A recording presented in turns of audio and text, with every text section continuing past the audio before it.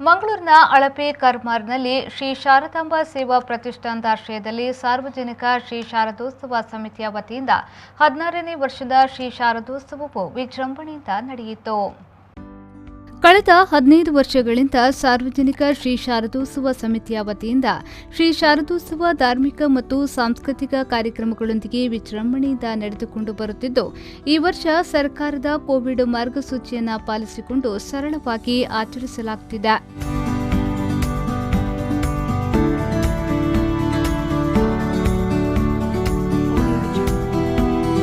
ಇಂದು ಮುಂಜಾನೆ ವೇದಮೂರ್ತಿ ಶ್ರೀ ಶ್ರೀನಿವಾಸ್ ಭಟ್ ಅವರ ನೇತೃತ್ವದಲ್ಲಿ ಗಣಹೋಮ ನಡೆದು ಶ್ರೀ ಶಾರದಾ ದೇವಿಯ ಪ್ರತಿಷ್ಠಾಪನೆ ಮಾಡಿ ಶ್ರೀದೇವಿಗೆ ಪೂಜೆಯನ್ನ ಸಲ್ಲಿಸಲಾಯಿತು.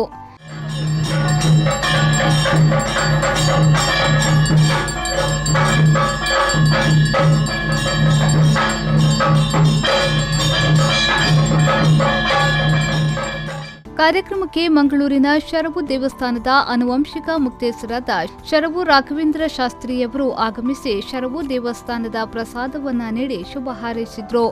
ಬಳಿಕ ನಡೆದ ಸಭಾ ಕಾರ್ಯಕ್ರಮವನ್ನು ಹಿರಿಯರು ಮತ್ತು ಗಣ್ಯರು ದೀಪ ಬೆಳಗಿಸುವ ಮೂಲಕ ಉದ್ಘಾಟಿಸಿದ್ರು.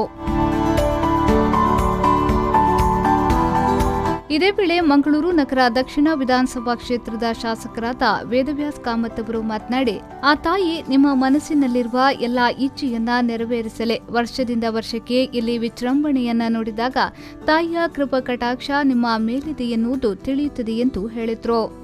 ಈ ಪರಿಸರದ ಜನರಿಗೆ ಒಂದು ಆ ತಾಯಿಯ ವಿಶೇಷವಾದ ಕೃಪಾ ಕಟಾಕ್ಷ ಸಿಗಬೇಕು ಅಂತ ಚಿಂತನೆಯೊಂದಿಗೆ 16 ಯುವಕರು ಈ ಪರಿಸರದಲ್ಲಿ ಶಾರದೆಯ ಪ್ರತಿಷ್ಠಾಪನೆಯನ್ನು ಮಾಡಿದರು.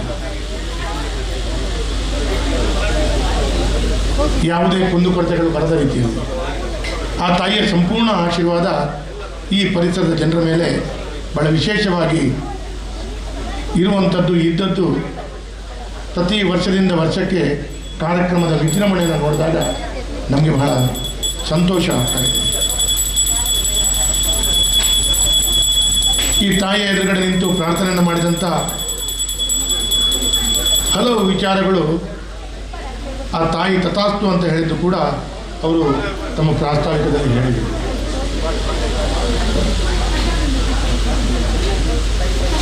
ನಮ್ಮ ಭಾರತದಲ್ಲಿ ವಿಶೇಷವಾಗಿ, ಅದರಲ್ಲಿ ಕೂಡ ಹಿಂದೂ ಸಮಾಜದಲ್ಲಿ ದಸರಾವನ್ನು ಬಹಳ ವಿಶೇಷವಾಗಿ ನಾವು ಆಚರಿಸುವಂಥದ್ದು.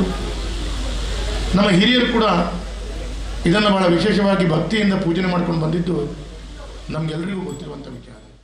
ಶ್ರೀ ಶಾರದೋತ್ಸವದ ಪ್ರಯುಕ್ತ ಆನ್ಲೈನ್ನಲ್ಲಿ ನಡೆದ ನಮ್ಮಮ್ಮ ಶಾರದೆ ಎನ್ನುವ ಭಾಷಣ ಸ್ಪರ್ಧೆಯ ವಿಜೇತರಿಗೆ ಬಹುಮಾನ ಮತ್ತು ಊರಿನ ಆಶಾ ಕಾರ್ಯಕರ್ತೆಯರನ್ನ ಗೌರವಿಸಲಾಯಿತು.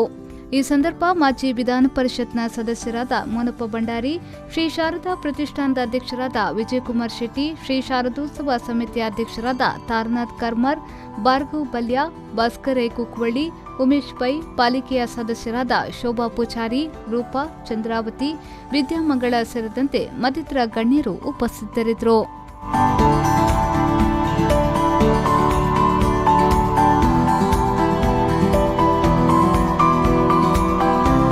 ಪವನ್ ಕಾಜ್ಮಡ್ಕ, ವಿ4 ನ್ಯೂಸ್, ಮಂಗಳೂರು.